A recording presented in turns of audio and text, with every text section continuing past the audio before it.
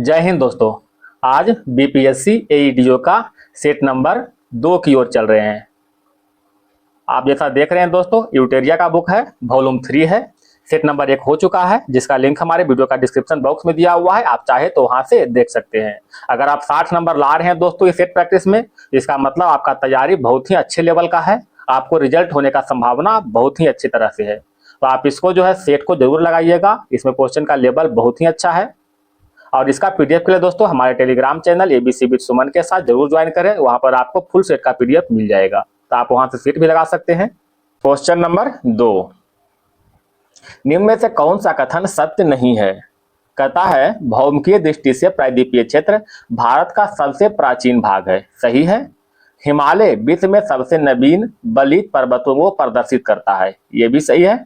भारत के पश्चिमी समुद्र तट का निर्माण नदियों के जमाव की क्रिया से हुआ है। ये गलत है दोस्तों, क्योंकि भारत के पश्चिमी तट का निर्माण जो है मुख्य रूप से टेक्टोनिक प्लेट के गतिविधि से हुआ है। टेक्टोनिक प्लेट के गतिविधि से हुआ है, ठीक है, ना कि नदियों के जमाव से। तो ऑप्शन नंबर सी जो है गलत है। क्वेश्चन नंबर 3, अरुणाचल प्रदेश में सदिया असम में प्रवेश करने के बाद ब्रह्मपुत्र नदी को किस स्थानीय नाम से जाना जाता है? तो इसका राइट आंसर होगा दिहांग के नाम से, ठीक है। ब्रह्मपुत्र नदी की बात करते हैं दोस्तों, तो जब ब्रह्मपुत्र नदी तिब्बत या चीन से निकलता है तो वहां पर यारलुंग जंबो के नाम से जानते हैं। यारलुंग सांगपो कह सकते हैं, यारलुंग सांगपो के नाम से जानते हैं। जब यह अरुणाचल प्रदेश में पहुंचता है तो वहां पर दिहांग के नाम से जानते हैं। जब यह असम में पहुंचता है, ठीक है, ब्रह्मपुत्र नदी जब यह असम में पहुंचता है तो इसे ब्रह्मपुत्र नदी के नाम से ही जानते हैं। जब यह बांग्लादेश में पहुंचता है, बांग्लादेश में, तो इसे जमुना के नाम से जानते हैं, ठीक है, जमुना के नाम से। और आगे जो है गंगा के साथ मिलकर दुनिया के सबसे बड़ा डेल्टा सुंदरबन डेल्टा का निर्माण करता है, ठीक है। क्वेश्चन नंबर 4, नीचे दिए गए 2 वाक्य दिया हुआ है, यानी कथन और कारण है दोस्तों, देखिएगा इसको। गंगा बहुत ही प्रदूषित नदी है। ये जो कथन कहता है कि गंगा बहुत ही प्रदूषित नदी है, बिल्कुल सत्य है। गंगा जो है में बहुत प्रदूषित नदी है। जो नदी जितनी पवित्र होती है उतना ही अधिक प्रदूषित होती है। ये कथन गलत है, ठीक है। गंगा प्रदूषित नदी है, पवित्र भी है, लेकिन ये निश्चित नहीं है कि जो नदी जितना पवित्र होगा उतना ही प्रदूषित होगा, ठीक है। ये जो हर नदी पर लागू नहीं होता है। तो आर कथन क्या हो, गलत हो गया। तो एक सही है और आर गलत है। ऑप्शन नंबर क्या हो जाएगा, सी। क्वेश्चन नंबर आगे बढ़े। 5 नंबर, झारखंड में स्थित प्रसिद्ध तिलैया मैथान बांधों के संबंध दामोदर की उस सहायक नदी से है जिसे दामोदर घाटी परियोजना का आधार स्तंभ माना जाता है। उस नदी को पहचान करें। तो इसका राइट आंसर होगा बराकर नदी, ठीक है, बराकर नदी। अच्छा, दामोदर घाटी परियोजना की बात कर रहे हैं दोस्तों, तो यह भारत की पहली बहुउद्देशीय नदी घाटी परियोजना है, जिसका की स्थापना 7 जुलाई, ठीक है, 7 जुलाई 1948 को हुआ था, ठीक है। दामोदर नदी पर तिलैया डैम, मैथान डैम, कोनार, पंचेत, ये सभी बांध जो है निर्माण किया गया है। क्वेश्चन नंबर 6, भारतीय मानसून के प्रमुख विशेषता मौसमी विस्थापन है, जिसका कारण है। तो जिसका कारण क्या है दोस्तों, बताइएगा। तो इसका राइट आंसर होगा स्थल तथा समुद्र की विभेदी तापमान। स्थल तथा समुद्र की विभेदी तापमान। क्वेश्चन नंबर 7, पर्याप्त मानसूनी वर्षा के बावजूद भारत को प्यासी धरती का देश समझा जाता है। इसका प्रमुख कारण क्या है? इसका राइट आंसर होगा वर्षा के पानी तेजी से बह जाना। Option number 1। Question number 8, Bharat के पूर्वी तट पर पश्चिमी तट की तुलना में अधिक चक्रवात क्यों आते हैं? सबसे सटीक भौगोलिक कारण का चयन करें। तो इसका राइट आंसर होगा दोस्तों खाड़ी के शंक्वाकार बनावट चक्रवातों को उत्तर पश्चिमी तटों को संकेंद्रित कर देता है। क्वेश्चन नंबर 9, 30-35 क्वेश्चन तक इस तरह से मिलेगा दोस्तों, फिर आगे जो है क्वेश्चन ठीक ठाक मिलेगा, बढ़िया। हालांकि ये सब क्वेश्चन जो है आप देख चुके हैं कि बिहार दरोगा में से केवल जो यही सब क्वेश्चन ही था, इसी टाइप के था। तो हमें भी लगता है कि इस बार एग्जाम में यही टाइप का क्वेश्चन पूछने की संभावना प्रबल है। तो आप एक बार जरूर इसको बढ़िया से देखिएगा, ठीक है। अगला फिर कथन और कारण आ गया दोस्तों। इसका कथन में कह रहा है कि हिमालय में भूसंखलन की आवृत्ति में वृद्धि हुई है। ये सही है, हिमालय में भूसंखलन की आवृत्ति में वृद्धि हुआ है। कारण में कह रहा है कि हाल के ही वर्षों में हिमालय में बड़े पैमाने पर खनन कार्य हुआ है, ये भी सही है। अतः ए और आर दोनों सही दोस्तों, और व्याख्या भी सही कर रहा है। क्वेश्चन नंबर 10 में कह रहा है दोस्तों, कहता पश्चिमी घाट की तुलना में पूर्वी तट चक्रवातों द्वारा अधिक प्रभावित है। ठीक है, ये सही है, इसका कथन जो बिल्कुल सही है।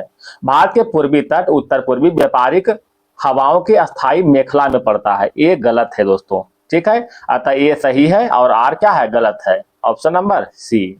क्वेश्चन नंबर 11, प्राणी कोशिकाओं और पादप कोशिकाओं के बारे में निम्नलिखित में से कौन सा कथन सही है? तो इसका राइट आंसर होगा कि प्राणी कोशिकाओं में केवल कोशिका झिल्ली होती है, कोशिका भित्ति नहीं, लेकिन पादप कोशिकाओं में दोनों होता है। ठीक है, option number B. Question number आते हैं 12 की ओर। ध्वनि और प्रकाश तरंगे, ध्वनि और प्रकाश तरंगे क्या है? तो ध्वनि जो है वायु में क्रमशः अनुदैर्घ्य होता है और प्रकाश क्या होता है, अनुप्रस्थ होता है। ऑप्शन नंबर 1 हो जाएगा। क्वेश्चन नंबर 13, नीचे दिए गए अभिक्रिया के संबंध में कौन सा कथन सही है?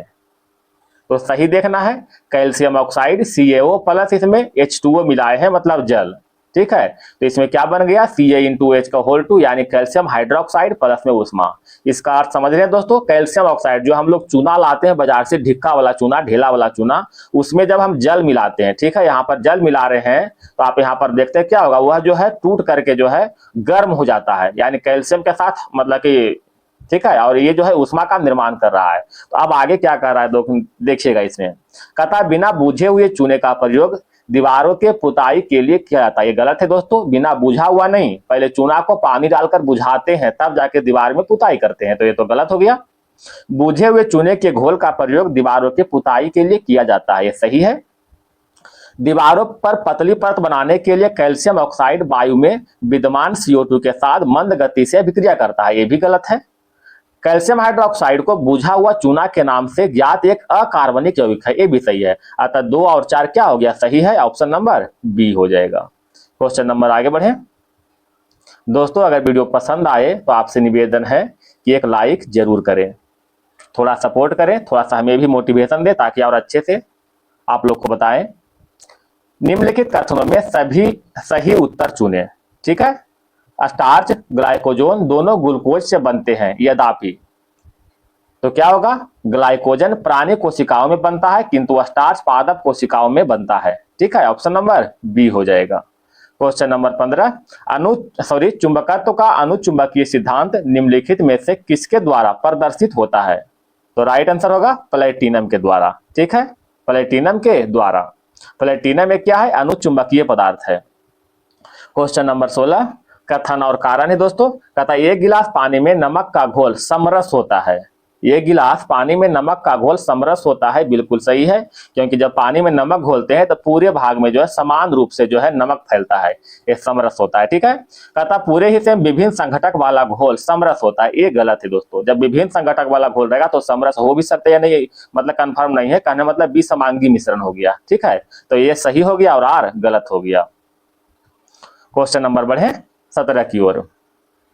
उत्कृष्ट धातुओं के संदर्भ में निम्नलिखित कथनों पर विचार कीजिए। विचार करना है, कहता कौन सा कथन सही है। उत्कृष्ट धातुएं प्रकृति में शुद्ध रूप से प्राप्त होती है, सही है, जैसे में सोना और चांदी। ठीक है, और भी है दोस्तों, सोना चांदी ये दोनों जो है क्या है, मतलब उत्कृष्ट धातु है, इसको आप कहीं भी धर दीजिएगा तो वैसा ही क्या वैसा ही रहेगा, मतलब ये बिल्कुल शुद्ध है। ठीक है, इसमें जो है किसी तरह का अभिक्रिया नहीं होता है। ठीक है, आप देखते हैं दोस्तों कि जमीन के अंदर से निकालते हैं सोना, कितने साल रहता है, फिर भी आप उसका चमक जो है बरकरार रहता है कि नहीं। तो उत्कृष्ट धातु जो है प्रकृति में शुद्ध रूप में प्राप्त होता है, सही है, इसमें कोई मिलावटी नहीं। यूरेनियम एवं सीसा उत्कृष्ट धातु का उदाहरण है, गलत है दोस्तों। यूरेनियम क्या है, यूरेनियम एक रेडियो एक्टिव तत्व है, ठीक है, यानी रेडियो धर्मी धातु है, लेकिन सीसा एक जो है भारी धातु है। तो एक जो है सही हो गया, ऑप्शन नंबर 1। क्वेश्चन नंबर 18, प्रकाश संश्लेषण की प्रक्रिया के बारे में निम्नलिखित में से कौन सा कथन सही है? तो इसका राइट आंसर होगा, कौन सा कथन सही कर रहा है दोस्तों, प्रकाश ऊर्जा सीधे गतिज ऊर्जा में रूपांतरित होता है। तो यही गलत हो गया दोस्तों, प्रकाश ऊर्जा जो है कभी भी सीधे गतिज ऊर्जा में रूपांतरित कभी नहीं होगा, ये गलत हो गया। ठीक है, प्रकाश ऊर्जा सीधे रासायनिक ऊर्जा में रूपांतरित होती है जिससे जल का अपचयन होता है, ये भी जो है गलत है। ये प्रकाश ऊर्जा जो है रासायनिक ऊर्जा में बदलता है, ये बिल्कुल सही है, लेकिन जल का अपचयन नहीं होता है। ठीक है, जल का अपचयन नहीं होता है बल्कि ऑक्सीकरण होता है, ऑक्सीकरण होता है जल का। ठीक है, पर्णहरित यानी क्लोरोफिल प्रकाश की रासायनिक ऊर्जा को अवशोषित करता है जिससे CO2 का ऑक्सीकरण होता है, ये भी गलत हो गया। क्लोरोफिल प्रकाश ऊर्जा को अवशोषित करता है जिससे जल अणुओं का विभाजन होता है और प्राप्त ऊर्जा वाहकों द्वारा CO2 का अपचयन होता है, बिल्कुल सही है, ऑप्शन नंबर डी हो जाएगा। क्वेश्चन नंबर आगे बढ़े दोस्तों 19 की ओर। निम्नलिखित कथनों पर विचार कीजिए, विचार करना है। कथन में दिया हुआ है कि एक पूर्णतः घर्षणहीन पृष्ठ पर खड़ा एक व्यक्ति सीटी बजाने से अपने को गति में ला सकता है, ये जो है गलत है। अब सीटी बजाएगा भाई तो कोई गति में कैसे लाएगा? ठीक है, गति में लाने के लिए बाहरी धक्का देना पड़ेगा, बाहरी फोर्स लगाना पड़ेगा, सीटी बजाने से कोई गति में नहीं आएगा, ये तो गलत हो गया। यदि किसी तंत्र पर कोई बाह्य बल क्रियाशील नहीं है तो उसका संवेग परिवर्तित नहीं होगा, ये बिल्कुल सही है। ठीक है, जब तक बाहरी बल नहीं लगाएंगे तो गति नहीं होगा, तो गति नहीं होगा तो संवेग में परिवर्तन कुछ नहीं होगा। ठीक है, क्योंकि संवेग कहते हैं किसको है? वेग में परिवर्तन के दर को ही संवेग कहते हैं। जब वेग होगा ही नहीं तो संवेग कहां से आ गया? तो एक सही सॉरी एक जो गलत है और आर क्या होगा? सही है। तो ऑप्शन नंबर क्या होगा दोस्तों? डी हो जाएगा। Question number 20। जल के गुणधर्मों के संबंध में निम्नलिखित कथनों पर विचार कीजिए। ठीक है, विचार करना है। कहता कौन सा कथन सही है? जल आयनिक यौगिक का श्रेष्ठ विलायक है लेकिन सहसंयोजक यौगिक का अल्प विलायक है, ये बिल्कुल सही है। जल सहसंयोजक यौगिक का श्रेष्ठ विलायक है लेकिन आयनिक यौगिक का अल्प विलायक है, ये गलत है दोस्तों। ऊपर इसका दिया हुआ व्याख्या। जल का घनत्व तो अधिकतम जो है 277 केल्विन तापमान पर होता है, ये भी सही है। अतः 1 और 3 क्या हो गया? सही, ऑप्शन नंबर 1 हो जाएगा। Question number 21। निम्नलिखित कथनों पर विचार कीजिए, विचार करना है दोस्तों। कहता है कवक मूल संगुण परजीविता का एक उदाहरण है, ये सही है। सॉरी ये गलत है दोस्तों। यह एक पौधे की जड़ और कवक के बीच एक प्रकार के संगुण है, ये सही है। अतः ऑप्शन नंबर क्या हो जाएगा? डी हो जाएगा। Question number 22। ट्रांसफार्मर एक प्रकार का उपकरण है जो क्या करता है? तो ट्रांसफार्मर जो है AC वोल्टता को बढ़ा भी सकता है और घटा भी सकता है, दोनों काम करता है। तो ऑप्शन नंबर क्या हो जाएगा दोस्तों? सी। ठीक है, ट्रांसफार्मर एक अस्थिर विद्युत उपकरण है जो विद्युत चुंबकीय प्रेरण के सिद्धांत पर कार्य करता है। Question number 23। कथनों पर विचार कीजिए। कहता है उच्चतर तापमानों पर रासायनिक अभिक्रिया तीव्रतर होती है, उच्चतर तापमानों पर रासायनिक अभिक्रिया तीव्रतर होता है, बिल्कुल सही है। उच्चतर तापमानों पर आणविक गति और द्रुत हो जाती है। कहता उच्चतर तापमानों पर आणविक गति द्रुत यानी तेज होता है, यानी ये भी सही है। अतः ए और आर क्या है? सही है और व्याख्या भी सही दिया हुआ है। ठीक है, ऑप्शन नंबर 1 हो जाएगा। Question number 24। निम्नलिखित जंतुओं पर विचार कीजिए, विचार करना है। कहता है कौन सा स्तनधारी है? तो स्तनधारी कौन कौन सा है दोस्तों? तो एक समुद्री गाय और समुद्री सिंह, ये दोनों जो है स्तनधारी है। समुद्री घोड़ा जो है स्तनधारी नहीं है। ठीक है, ये जो है अपना सांस गलफला से लेता है। ठीक है, गलफला से लेता है और यह क्या करता है? अंडा देता है, ना कि बच्चा देता है। तो 1 और 3 यानी ऑप्शन नंबर बी जो है सत्य हो गया। Question number 25। एक मनुष्य द्वारा भूमि पर लगाया गया दबाव सबसे अधिक कब होता है? तो इसका राइट आंसर क्या होगा दोस्तों? जब वह एक पैर में पदांगुली पर खड़ा हो जाता है। ठीक है, जब वह एक पैर की पदांगुली पर खड़ा हो जाता है, ऑप्शन नंबर बी हो जाएगा। क्वेश्चन नंबर आगे बढ़े 26 की ओर। निम्नलिखित कथनों पर विचार कीजिए, विचार करना है। इसका जो है कथन में कह रहा है दोस्तों कि रासायनिक तत्वों की आवर्त सारणी में इलेक्ट्रॉन बंधुता किसी एक वर्ग में सदैव ऊपर से नीचे की ओर बढ़ती है, ये गलत है। किसी एक वर्ग में परमाणुीय त्रिज्या सामान्यतः ऊपर से नीचे की ओर बढ़ती है, ये सही है। अतः ऑप्शन नंबर क्या हो जाएगा? डी हो जाएगा। Question number 27। एम्फीबिया बताता है, एम्फीबिया मतलब क्या होता है? जो जल और स्थल दोनों पर निवास कर सकता है। ठीक है, यानी ऑप्शन नंबर डी हो जाएगा, जल और स्थल दोनों पर रह सकने वाला पशु। जैसे मेढक, मेढक क्या एम्फीबिया वर्ग के प्राणी है, वो जल में भी रहता है और स्थल पर भी रहता है।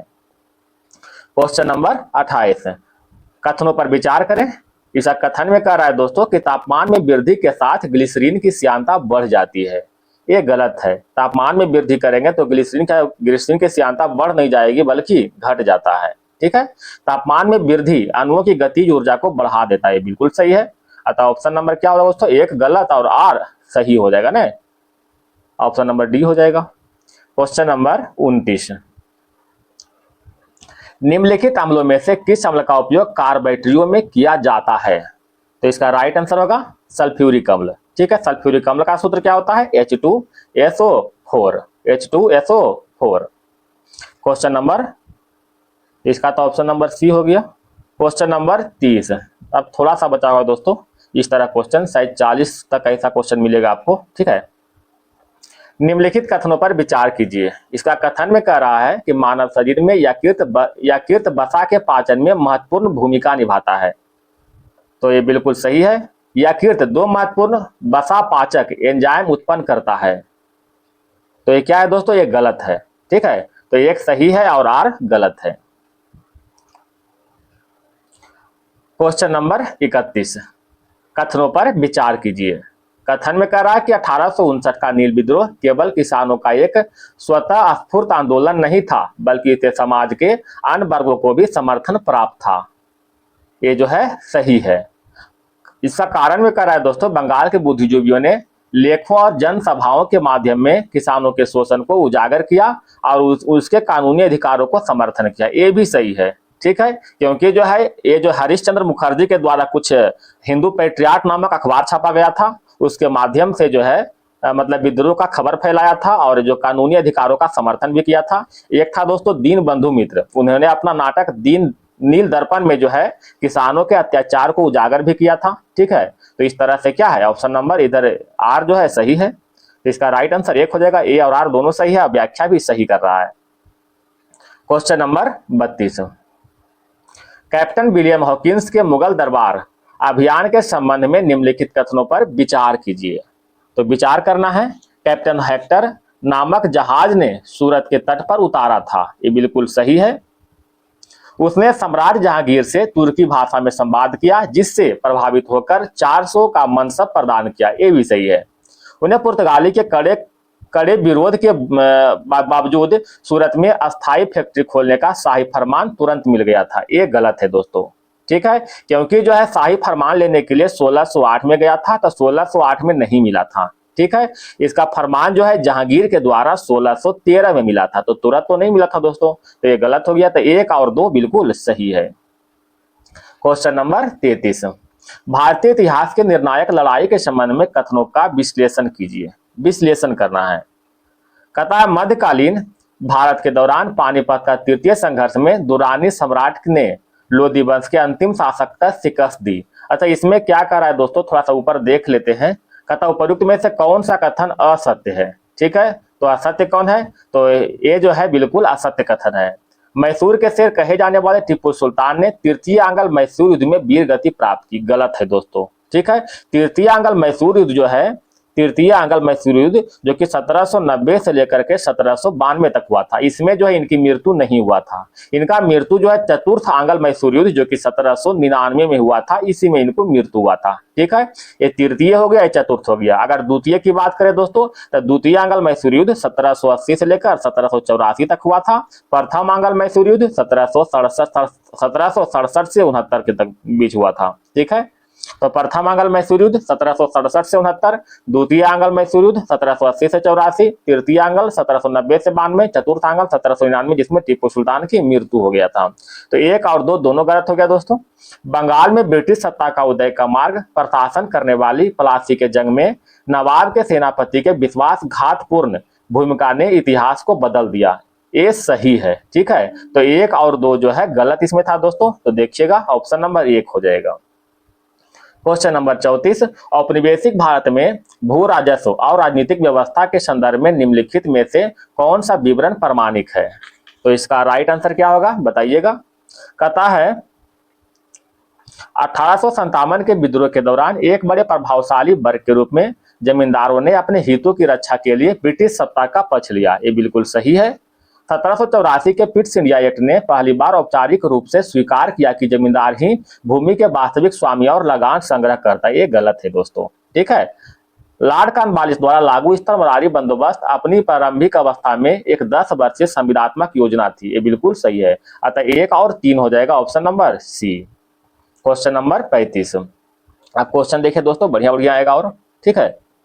हालांकि इसमें क्वेश्चन सभी जो है बहुत ही बढ़िया लेवल का है, तो आने का संभावना प्रबल है दोस्तों इससे। Question number 35। ब्रिटिश कालीन भारत में किस कानूनी प्रावधान ने ईसाई मिशनरियों के लिए भारत के द्वार खोल दिए, जिससे आगे चलकर जनजातीय क्षेत्रों और समाज के वंचित वर्गों में सांस्कृतिक व धार्मिक परिवर्तन का मार्ग प्रशस्त हुआ। तो इसका राइट आंसर होगा 1813 के चार्टर अधिनियम, option number B. Question number 36। 1857 के स्वतंत्रता संग्राम के दौरान उस विद्रोही प्रकाश स्तंभ की पहचान कीजिए जिसे पकड़ने के लिए ब्रिटिश सरकार ने 50,000 इनाम घोषित किया था।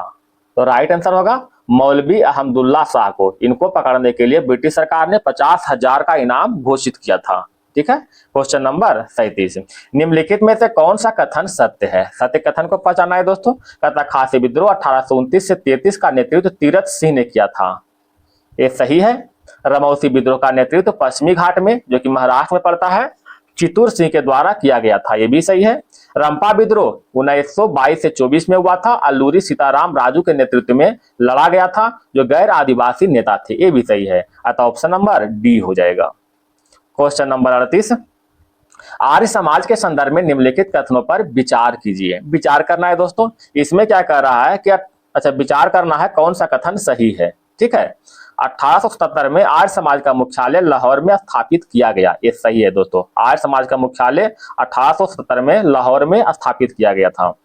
इसका मुख्य उद्देश्य वैदिक धर्मों को पुनः शुद्ध रूप से स्थापित करना तथा भारत को सामाजिक और धार्मिक व राजनीतिक रूप से एक सूत्र में बांधना था। ये भी सही है।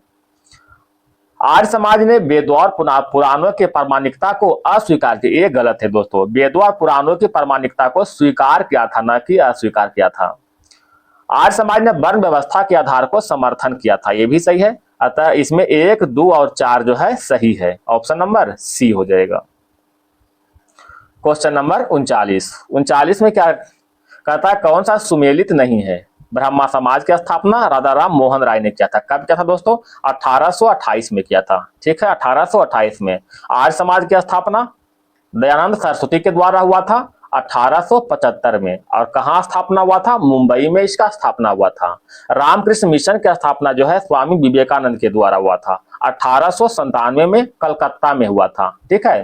थियोसॉफिकल सोसाइटी की स्थापना एमजी रनाडे के द्वारा। ये गलत है दोस्तों। ठीक है। थियोसॉफिकल सोसाइटी की स्थापना जो है हेनरी ब्लातवास्की, ठीक है, और कर्नल अलकाट के द्वारा हुआ था। ठीक है। हेनरी ब्लाडिवास्की और कर्नल अलकाट के द्वारा जो है इसका स्थापना 1875 में हुआ था। ठीक है। तो ऑप्शन नंबर डी क्या होगा? गलत हो जाएगा। Question number 40। 1944 के सार्जेंट रिपोर्ट के अनुसार प्राथमिक स्तर पर किस आयु के वर्ग के बच्चों के लिए पूर्णतः निःशुल्क और सार्वभौमिक शिक्षा का प्रस्ताव रखा गया था? तो इसका राइट आंसर क्या होगा दोस्तों? 6 से 11 वर्ष की आयु के बच्चों को। ऑप्शन नंबर बी हो जाएगा। Question number 41। वुडका डिस्पैच के बारे में निम्नलिखित में से कौन सा कथन सत्य है? सत्य कथन को पहचानना है।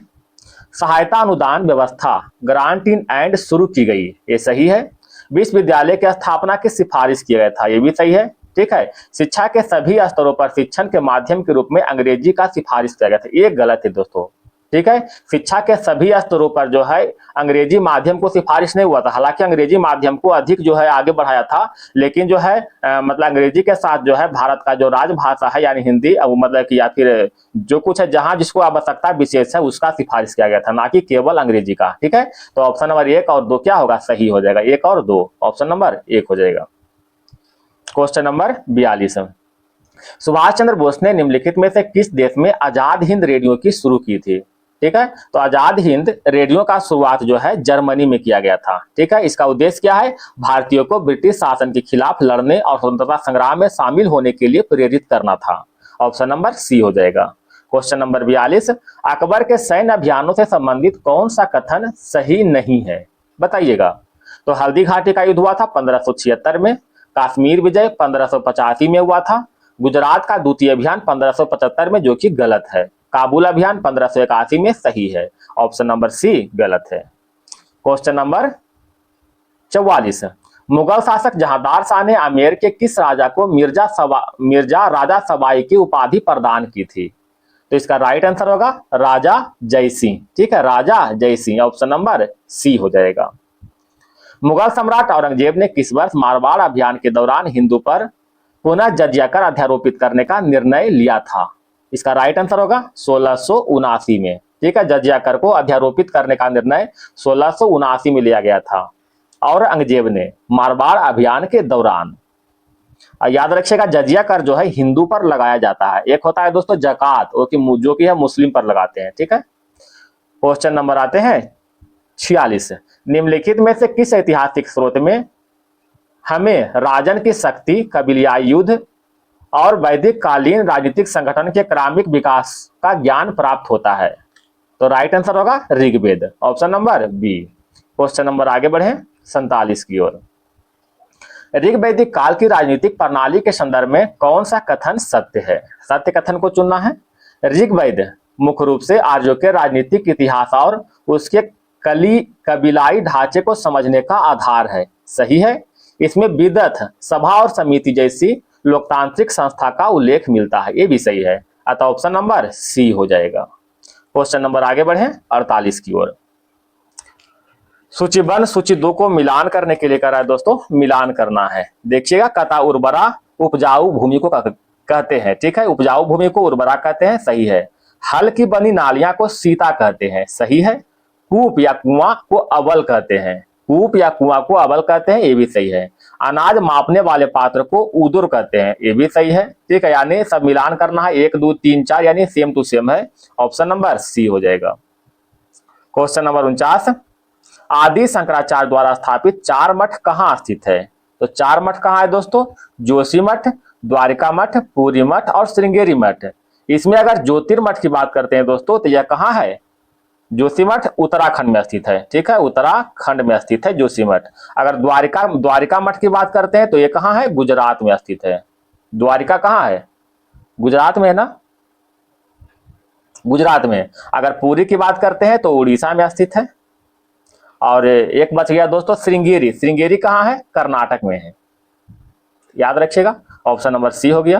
क्वेश्चन नंबर 50, तारीख उल हिंद जिसमें 11 शताब्दी के प्रारंभ के हिंदुओं के साहित्य और विज्ञान तथा धर्म की आंखों देखा सजीव वर्णन किया गया है का लेखक कौन है? तो इसका राइट आंसर होगा अल बरूनी। ठीक है, तारीख हिंद का लेखक अल बरूनी है। क्वेश्चन नंबर 51, भारतीय संविधान में केंद्र और राज्य के बीच शक्तियों के बंटवारे की व्यवस्था निम्नलिखित में से किस योजना में की गई है? तो इसका राइट आंसर होगा भारत सरकार अधिनियम 1935। ठीक है, भारत सरकार अधिनियम 1935 के तहत केंद्र और राज्य के बीच शक्तियों के बंटवारे की व्यवस्था किया गया है। क्वेश्चन नंबर 52, निम्नलिखित उद्देश्यों में से कौन सा एक भारत के संविधान की उद्देशिका में समाविष्ट नहीं है? तो इसका राइट आंसर होगा आर्थिक स्वतंत्रता, आर्थिक स्वतंत्रता, ऑप्शन नंबर बी। ठीक है, आर्थिक स्वतंत्रता का प्रावधान जो है भारतीय संविधान की उद्देशिका में निहित नहीं है। क्वेश्चन नंबर 53, भारत में मताधिकार और निर्वाचित होने का अधिकार, भारत में मताधिकार और निर्वाचित होने का अधिकार संवैधानिक अधिकार है। याद रखिएगा, भारत में मताधिकार और निर्वाचित होने का अधिकार संवैधानिक अधिकार है। क्वेश्चन नंबर 54, स्थानीय स्वशासन की सर्वोत्तम व्याख्या की जा सकती है कि वह एक प्रयोग है। तो इसका राइट आंसर क्या होगा? लोकतांत्रिक विकेंद्रीकरण। ठीक है, स्थानीय स्वशासन की सर्वोत्तम व्याख्या की जा सकती है कि वह क्या है? लोकतांत्रिक विकेंद्रीकरण है। क्वेश्चन नंबर 55, भारत के संविधान का कौन सा अनुच्छेद अपनी पसंद के व्यक्ति से विवाह करने के किसी व्यक्ति के अधिकार को संरक्षण देता है? तो इसका राइट आंसर क्या होगा? अनुच्छेद 21। ठीक है, प्राण और दैहिक स्वतंत्रता का उल्लेख किया गया है। अनुच्छेद 19 की बात करते हैं दोस्तों तो प्रेस की आजादी का उल्लेख किया गया है। अच्छा, अनुच्छेद 25 की बात करते हैं तो क्या होगा? अंतःकरण की स्वतंत्रता, अंतःकरण की स्वतंत्रता। अनुच्छेद 29 की बात करते हैं तो अल्पसंख्यक के हितों का संरक्षण का उल्लेख किया गया है। क्वेश्चन नंबर 56, भारत के संविधान के किस अनुसूची के अधीन जनजातीय भूमि की खनन के लिए निजी पक्षकारों को अंतःकरण अकृत और शून्य घोषित किया जा सकता है? तो इसका राइट आंसर होगा 5वीं अनुसूची। ठीक है, 5वीं अनुसूची। अच्छा, अनुसूची की बात करते हैं दोस्तों, तो भारतीय संविधान के यानी मूल संविधान में टोटल 8 अनुसूची थे।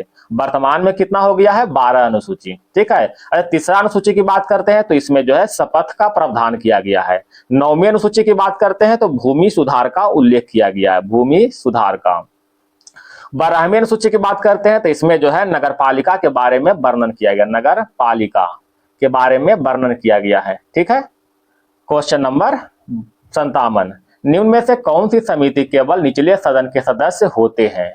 बताइएगा। तो इसका राइट आंसर होगा प्रकलन समिति, ऑप्शन नंबर डी हो जाएगा। प्रकलन समिति में टोटल 30 सदस्य होते हैं जो कि लोकसभा से होते हैं। ठीक है, लोकसभा से होते हैं। इसका कार्यकाल जो है 1 वर्ष का होता है। ठीक है, कार्यकाल कितना होता है? 1 वर्ष का। अच्छा, आश्वासन समिति की बात करते हैं दोस्तों, तो इसमें टोटल 25 सदस्य होते हैं, जिसमें 15 जो है 15 लोकसभा से और प्लस 10 जो है राज्यसभा से होते हैं। 15 लोकसभा से, 10 राज्यसभा से। प्रत्यायोजित संविधान समिति की बात करते हैं तो इसमें क्या है दोस्तों? इसमें टोटल जो है 30 सदस्य होते हैं, 15 लोकसभा से, 15 लोकसभा से और 15 जो है राज्यसभा से होते हैं। ठीक है, यानी प्रत्येक सदन से जो है 15-15 होते हैं। अच्छा, लोक उपकरण समिति की बात करते हैं दोस्तों, तो इसमें जो है टोटल 22 सदस्य होते हैं। इसमें 15 जो है लोकसभा से होते हैं और 7 जो है राज्यसभा से होते हैं। ठीक है, तो ये सभी याद रखिएगा। क्वेश्चन नंबर 58, अखिल भारतीय सेवा के सदस्यों की सेवा शर्त का निर्धारण कौन करता है? तो सेवा शर्त का निर्धारण भारतीय संसद के द्वारा होता है। ठीक है, अखिल भारतीय सेवा के सदस्यों का सेवा शर्त का निर्धारण भारतीय संसद के द्वारा होता है। क्वेश्चन नंबर 59, कतर राज्य के राज्यपाल संबंधी निम्नलिखित में से कौन से कथन सही है? बताइएगा। कतर राज्य के कार्यकारी शक्ति राज्यपाल को प्राप्त होती है, सही है। वह 35 वर्ष की आयु में आयु से कम आयु का नहीं होना चाहिए, ये भी सही है। वह राष्ट्रपति के सहमति से ही पद पर बना रह सकता है, ये भी सही है। राज्यपाल को पदच्युत करने का आधार उल्लेख संविधान में किया गया, गलत है दोस्तों। राज्यपाल को हटाने का जो आधार है संविधान में वास्तविक रूप से कहीं उल्लेख नहीं किया गया है। ठीक है, कहीं उल्लेख नहीं किया गया है। तो इसका राइट आंसर क्या हो जाएगा? 1, 2, 3, option number B. Question number 60, नियंत्रक महालेखा परीक्षक के संबंध में निम्न में से कौन से कथन सही है? तो सही कथन चुनना है। वह केवल संसद के प्रति उत्तरदायी होता है, सही है। वह किसी कर के निबल प्राप्तियों को प्रमाणित करता है, ये भी सही है। वह राज्य सरकारों के लेखाओं का संकलन और अनुरक्षण करता है, ये भी सही है। ठीक है, भारत के संचित निधि से धन की निकासी पर उसका नियंत्रण होता है, गलत है दोस्तों। इस संचित निधि पर जो है कोई अधिकार इसका नहीं होता है। संचित निधि पर अधिकार किसका होता है दोस्तों? संसद को होता है, ना कि नियंत्रक महालेखा परीक्षक को होता है। तो ये सभी याद रखिएगा।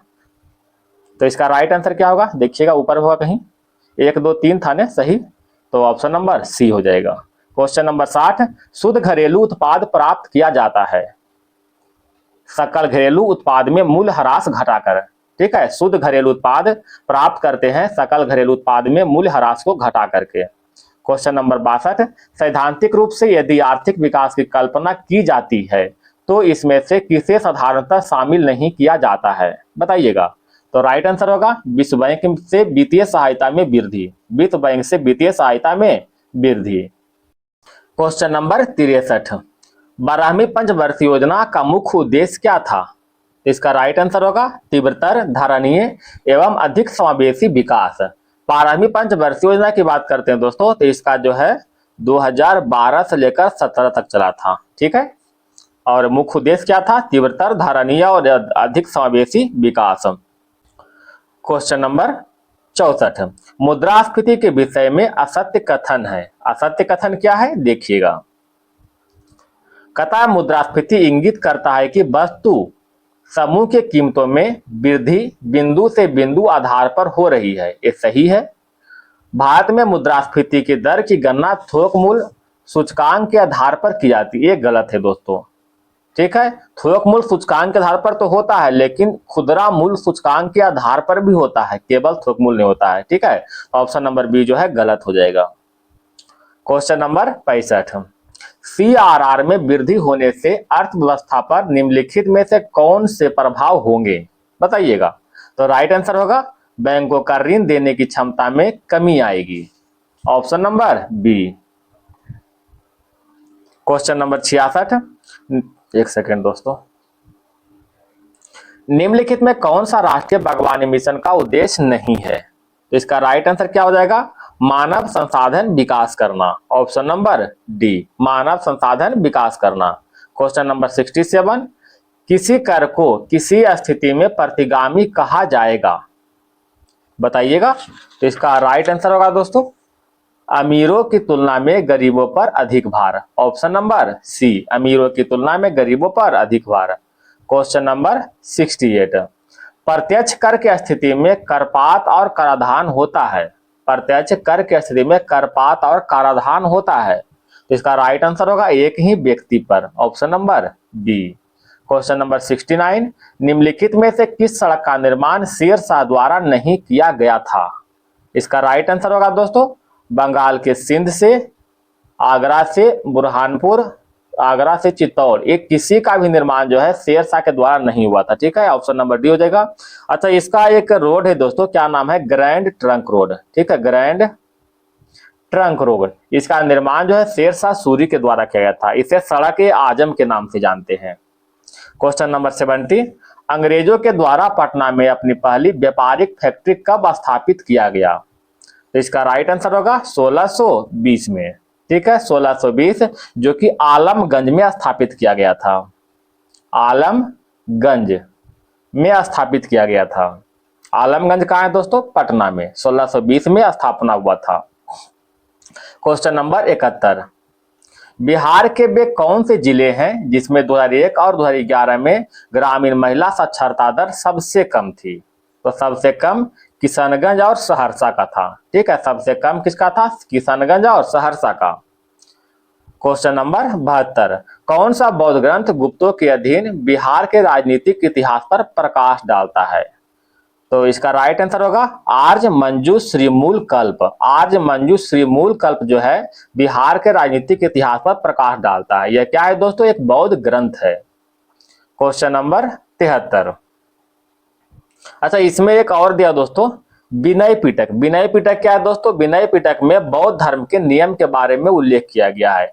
एक है दोस्तों दीपवंश और एक महावंश, ये दोनों क्या है? इसमें जो है श्रीलंका के इतिहास का वर्णन करता है। ठीक है, क्वेश्चन नंबर 73, वैशाली में आयोजित द्वितीय बौद्ध संगति की अध्यक्षता निम्नलिखित में से किसके द्वारा किया गया? तो द्वितीय बौद्ध संगति की अध्यक्षता सावा कामी के द्वारा किया गया। तो द्वितीय बौद्ध संगति की बात करते हैं दोस्तों, तो 383 बीसी में हुआ था, यानी ईस्वी पूर्व में हुआ था। वैशाली में 383 ईस्वी पूर्व में वैशाली में, उस समय जो है काला शोक के शासन था। ठीक है, काला शोक के शासन था और अध्यक्षता कौन कर रहे थे? सावा कामी। अच्छा, अगर महाकश्यप की बात करते हैं दोस्तों, महाकश्यप, तो ये जो है प्रथम बौद्ध संगति की अध्यक्षता कर रहे थे। ठीक है, प्रथम बौद्ध संगति के। अगर मोगलीपुत्र तीस की बात करते हैं तो यह जो है चतुर्थ नहीं दोस्तों, तीसरा बौद्ध संगति की अध्यक्षता कर रहा था। ठीक है, वसुमित्र जो है चतुर्थ बौद्ध संगति के। तो इसका राइट आंसर क्या होगा? Option number C. Question number 74, 1857 की क्रांति में सर्वप्रथम विद्रोह तत्कालीन बिहार के किन क्षेत्रों में देखा गया? इसका राइट आंसर होगा Rohini. Option number 1। Question number 75, Bihar के भूगर्भीय संरचना के संदर्भ में निम्नलिखित कथनों पर विचार कीजिए। विचार करना है। कहता धारबाड़ क्रम के चट्टान की निर्माण प्री कैम्ब्रियन युग में हुआ था। धारबाड़ क्रम के चट्टान का निर्माण जो है प्री कैम्ब्रियन युग में हुआ था, ये जो है सही है। तृतीय शैलों का विस्तार चंपारण जिले में, ये भी सही है। विंध्य क्रम की चट्टानों का विस्तार बिहार में नहीं है, ये गलत है। बिहार के मैदानी क्षेत्र में चतुर्थक चट्टानें पाई जाती है, ये भी सही है। अतः ऑप्शन नंबर क्या होगा? 1, 2 और 4 में कहा है दोस्तों? सी नंबर। क्वेश्चन नंबर 76, निम्नलिखित में से कौन सी नदी उत्तर बिहार के मैदान में प्रवाहित नहीं होती है? तो राइट आंसर होगा Punpun. Option number C. Question number आते हैं दोस्तों 77 की ओर। बिहार में तुर्क शासन का वास्तविक संस्थापक कौन था? तुर्क शासन का वास्तविक संस्थापक बख्तियार खिलजी थे। ऑप्शन नंबर बी हो जाएगा। तुर्क शासन के बिहार में तुर्क शासन के वास्तविक संस्थापक बख्तियार खिलजी, इसी के द्वारा ही बख्तियारपुर का नाम पड़ा है दोस्तों, बख्तियारपुर की स्थापना किया गया था। ठीक है। क्वेश्चन नंबर 78, निम्नलिखित में से कौन सा मिलान गलत है? काकोलत जो है नवादा में है, सही है। माझर कुंड जलप्रपात नालंदा में, ये गलत है दोस्तों। माझर कुंड जलप्रपात जो है रोहतास जिले में पड़ता है, रोहतास में। ठीक है। तुतला भवानी रोहतास में पड़ता है। तेलहर कुंड कैमूर में, ये भी सही है। तो ऑप्शन नंबर बी क्या हो जाएगा? गलत हो जाएगा। माझर कुंड जलप्रपात रोहतास जिला में पड़ता है। ठीक है। क्वेश्चन नंबर 79, बिहार के भौगोलिक संरचना चट्टानी प्रणाली से बनी है। चट्टानी प्रणालियों का उसके विवरण में मिलान कीजिएगा। मिलान करना है। कथा धारवाड़ चट्टान क्या होगा दोस्तों? दक्षिण पूर्वी बिहार जैसे मुंगेर, जमुई, नवादा, अवरक का निक्षेप पाए जाते हैं। 1 का 3 हो जाएगा। बिंद चट्टान, बिंद चट्टान कौन सा है? तो दक्षिण पश्चिम बिहार, कैमूर और सोर नदी। ठीक है। ऑप्शन नंबर ये हो गया। अच्छा, टरसरी चट्टान कहाँ है दोस्तों? तो बिहार के हिमालय तराई क्षेत्र में, मुख्यतः पश्चिमी चंपारण में है टरसरी चट्टान। एक बचिया क्वार्टनरी चट्टान, ये कहाँ है? तो गंगा के मैदान में। तो इस तरह से ऑप्शन नंबर क्या हो जाएगा? सी हो जाएगा। क्वेश्चन नंबर बढ़े 80 की ओर। बिहार का निम्नलिखित में से कौन सा जिला है जो नेपाल एवं पश्चिम बंगाल दोनों से सीमा साझा करता है? तो नेपाल और पश्चिम बंगाल से दोनों से सीमा साझा करने वाला किशनगंज है। ठीक है। हालांकि बिहार के जो 7 जिले जो है, बिहार के 7 जिले जो कि नेपाल से सीमा साझा करता है, 7 जिला है जो कि नेपाल से सीमा साझा करता है। और अगर पश्चिम बंगाल की बात करते हैं तो पश्चिम बंगाल से 3 जिला है। ठीक है। 3 जिला कौन कौन से? किशनगंज तो हो गया पहला, पूर्णिया और कटिहार, पूर्णिया हो गया और कटिहार, ये 3 जिला जो है पश्चिम बंगाल से सीमा साझा करता है। ठीक है। तो ऑप्शन नंबर 1 हो जाएगा कि नेपाल और पश्चिम बंगाल दोनों से सीमा साझा करता है Kishanganj. Question number 81, Bihar budget 2026-27 3 फरवरी 2026 को पेश किया गया, जिसका आकार क्या है? तो इसका आकार कितना है दोस्तों? बताइएगा। इसका आकार हो जाएगा 3,47,589,576 करोड़ रुपया। 3,47,589,576 करोड़ रुपया। क्वेश्चन नंबर 82, आर्थिक सर्वेक्षण 2025-26 के अनुसार वित्त वर्ष 2026 के लिए अनुमानित वास्तविक जीडीपी वृद्धि दर क्या है? तो इसका राइट आंसर होगा 7.4%। Option number 1। Question number 83, Bihar राज्य के गठन मतलब कौन सी वर्षगांठ मनाने के लिए 22 मार्च 2025 को बिहार दिवस मनाया गया? तो इसका राइट आंसर होगा 113वीं वर्षगांठ। ठीक है। क्वेश्चन नंबर 84, खेलो इंडिया पैरा गेम 2025 का आयोजन 20 से 27 मार्च 2025 तक किस शहर में किया जाएगा? तो इसका राइट आंसर होगा नई दिल्ली में। ठीक है। खेलो इंडिया पैरा गेम 2025 में जो है नई दिल्ली में आयोजित किया गया। क्वेश्चन नंबर आते हैं 85 की ओर। फातिमा बास ने 74वां मिस यूनिवर्स का खिताब जीता है, वह किस देश का प्रतिनिधित्व करता है? तो फातिमा बास कहाँ के हैं दोस्तों? मैक्सिको के। ऑप्शन नंबर 1 हो जाएगा। अच्छा, ये तो हो गया दोस्तों मिस यूनिवर्स। ठीक है। अगर 72वां मिस वर्ल्ड पूछे, मिस वर्ल्ड 72वां मिस वर्ल्ड पूछे तो ये कौन है? ओपल सुचाता चुवांगश्री। ओपल सुचाता चुवांगश्री जो कि थाईलैंड के रहने वाले हैं। अच्छा, मिस यूनिवर्स इंडिया 2025 का विजेता कौन है? मिस यूनिवर्स इंडिया 2025 का विजेता मानिका विश्वकर्मा बने, जो कि राजस्थान के रहने वाले हैं। ठीक है। और मिसेज यूनिवर्स 2025 क्या है दोस्तों? मिसेज यूनिवर्स, मिसेज यूनिवर्स 2025 का विजेता कौन है? शेरी सिंह। ठीक है, शेरी सिंह। इस तरह से याद रखिएगा। क्वेश्चन नंबर 86, 10वां आईसीसी पुरुष T20 विश्व कप 2026 में बांग्लादेश की जगह कौन सा देश ने भाग लिया है? तो इसका राइट आंसर होगा स्कॉटलैंड ने। ठीक है। बांग्लादेश की जगह पर T20 में स्कॉटलैंड जो है भाग लिया था।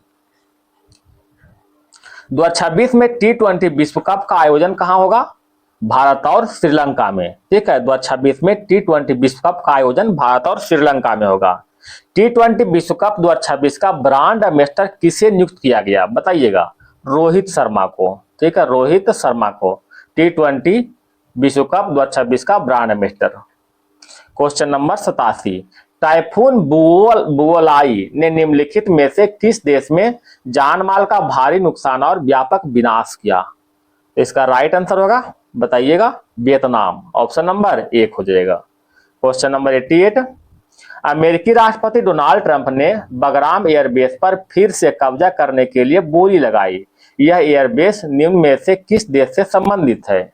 तो बगराम एयरबेस का संबंध अफगानिस्तान से है, ठीक है। कहाँ है, अफगानिस्तान में है। इस एयरबेस में अभी फिलहाल जो है तालिबानी सरकार के द्वारा कब्जा किया गया है।